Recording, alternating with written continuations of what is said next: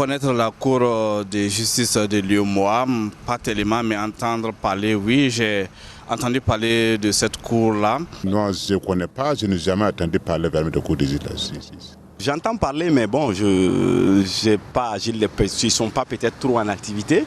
Ou peut-être qu'il y a autour de cette Cour de justice là aussi, il n'y a pas assez d'informations, ils ne communiquent pas peut-être là-dessus. Elle est encore peu connue des ressortissants de l'espace communautaire, malgré qu'elle ait son siège à Ouagadougou au Burkina Faso, où ce micro-trottoir a été réalisé. Créée en 1994, la Cour de justice de l'UEMOA, l'Union économique et monétaire ouest-africaine, est un des 2 organes juridictionnels de l'Union. Elle interprète la législation des 8 États membres afin d'en garantir l'application uniforme dans tous les pays. Elle statue également sur les différences juridiques opposant les gouvernements des États membres et les institutions de l'UEMOA. Lors de la création de l'Union économique et monétaire ouest-africaine, les chefs d'État ont décidé de doter cet outil d'intégration-là de 2 organes de contrôle pour assurer la bonne gouvernance communautaire de l'Union.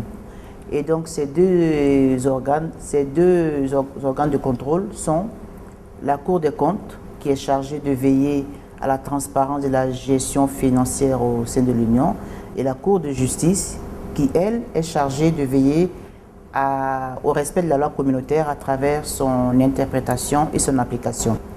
Et donc c'est ainsi que la Cour de justice a été créée dans le traité constitutif à travers l'article 38. Le traité constitutif donc date du 10 janvier 1994. Et donc cette cour-là a été créée et il faut aussi dire qu'elle est régie par d'autres textes.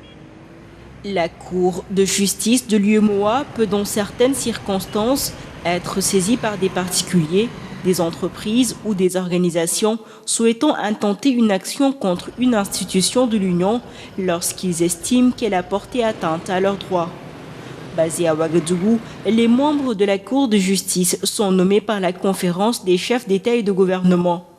Une fois nommés, ils désignent en leur sein un président et se répartissent entre eux les fonctions de juges et d'avocats généraux. La Cour de justice est composée de 8 membres, à raison d'1 membre par État. Et chaque État donc propose à la conférence des chefs d'État une personnalité originaire de cet État-là qui est connue pour ses compétences en matière juridique ou administrative. Et cette personnalité est proposée à la conférence des chefs d'État.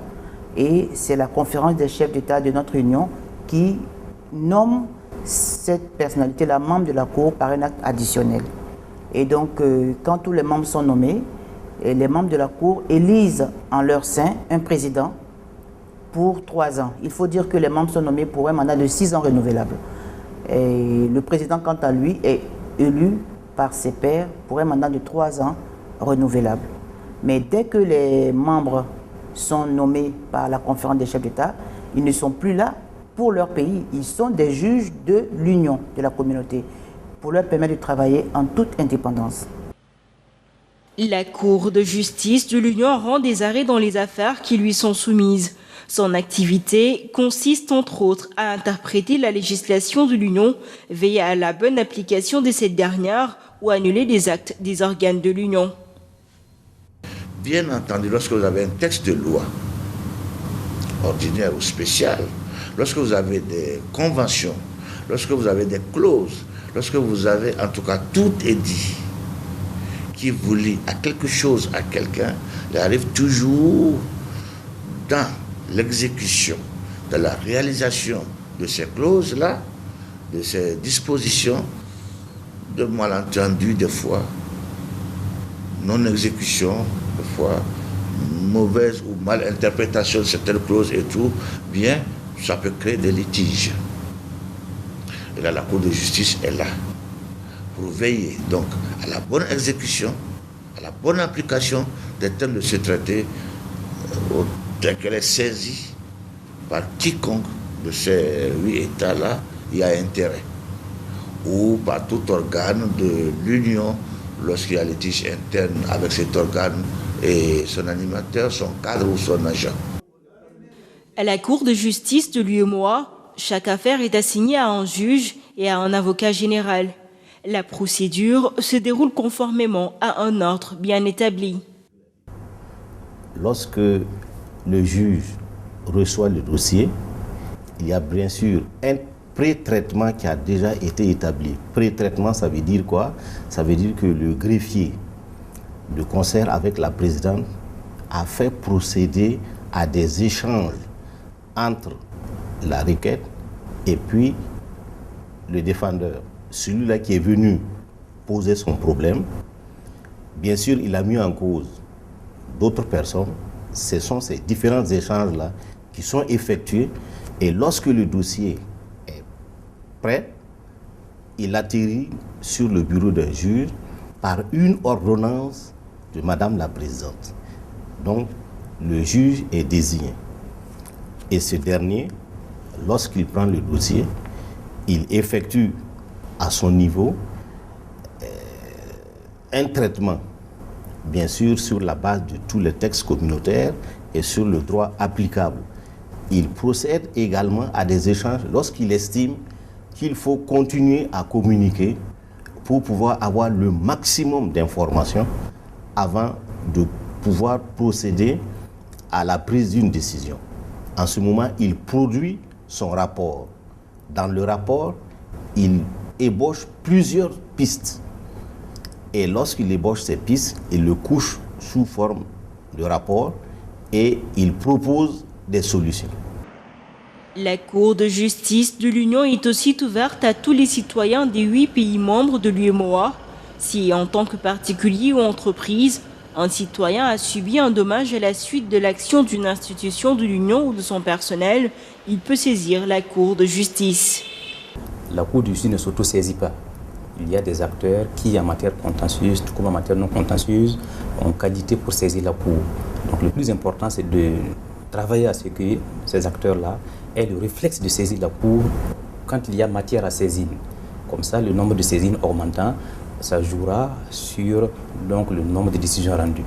C'est pourquoi la Cour de justice donc, travaille effectivement à la promotion du droit communautaire à travers des séminaires de sensibilisation et de formation des praticiens du droit dans tous les États.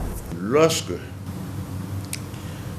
des dispositions, des directives, tout ce que vous voulez, émanant de l'Union, de l'UEMOA, comme on dit en droit, fait grief, porte préjudice à quelqu'un, un citoyen de cet espace UEMOA, eh bien, il peut bien entendu vouloir faire valoir ses droits. Parce que là il est touché dans ses intérêts et que cet acte-là de l'UEMOA, eh bien, bouscule ses intérêts, il peut parfaitement saisir la Cour. Toute saisine, tout simplement, c'est comme devant n'importe quelle juridiction ordinaire, eh bien, bon, ben, c'est pas le greffe de la Cour. Il y a un monsieur là-bas, très compétent dans le rôle, eh bien, c'est lui qui tient le guichet d'entrée technique de la Cour. Depuis sa création, la Cour de justice a rendu nombre de décisions et mieux, travaille pour améliorer la qualité de ces dernières. Sur ce point, elle a engagé diverses activités en vue de rendre le droit communautaire plus accessible. Parce que la Cour a besoin de se faire connaître. C'est un droit qui est assez particulier puisque même l'Union est jeune. Et dans cette campagne-là, je peux dire que la commission de l'UEMOA, qui est le gros organe administratif, nous appuie beaucoup. Nous sommes en bonne collaboration. Et cela s'est vu lors du séminaire de vulgarisation qui a eu lieu en Cotonou en novembre, où nous avons demandé l'appui de la commission qui nous a envoyé des directeurs du département qui ont exposé sur des thèmes à tous les participants et cela a été vraiment apprécié. Et si bien qu'aujourd'hui, nous allons mettre sur pied un comité d'experts composé de membres de la Cour et de membres de la commission pour travailler sur l'application des résolutions de ce séminaire-là. Et déjà, nous allons, dans cette année-là, faire 8 séminaires au niveau des 8 pays membres pour la vulgarisation du droit à l'égard de ces destinataires et aussi des tribunaux. Parce que pour en venir un peu à la compétence de la Cour, nous avons à peine nous avons eu 5 recours depuis la création de la Cour préjudicielle. Ça veut dire que de la saisine qui est intervenue des États membres. Parce que justement, cette loi-là, communautaire, n'est pas très connue des tribunaux nationaux, des juridictions nationales ou même des organismes à caractère juridictionnel. Après plus de 20 ans de fonctionnement, la Cour de justice de l'UEMOA compte mieux se rapprocher des justiciables. C'est ainsi qu'il est prévu à court terme la mise en œuvre d'un programme d'instruction de la loi communautaire dans les différentes universités des 8 États membres.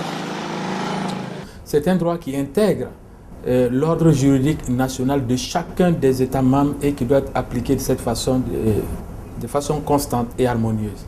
Ce qui fait que la connaissance de ce droit est extrêmement importante, non seulement pas pour les institutions publiques, mais aussi pour les particuliers. Alors, ce qui rend indispensable les formations et l'enseignement par rapport à ce droit. En ce qui concerne l'enseignement, dans les universités par exemple, je sais que la quasi-totalité des universités qui existent dans l'espace communautaire UEMOA ont dans leur programme d'enseignement le droit communautaire, parfois même à plusieurs niveaux. Je le dis en connaissance de cause parce que je suis professeur invité dans quasiment tous les pays membres de l'UEMOA. Donc il y a des modules concernant l'enseignement du droit communautaire, normatif et institutionnel.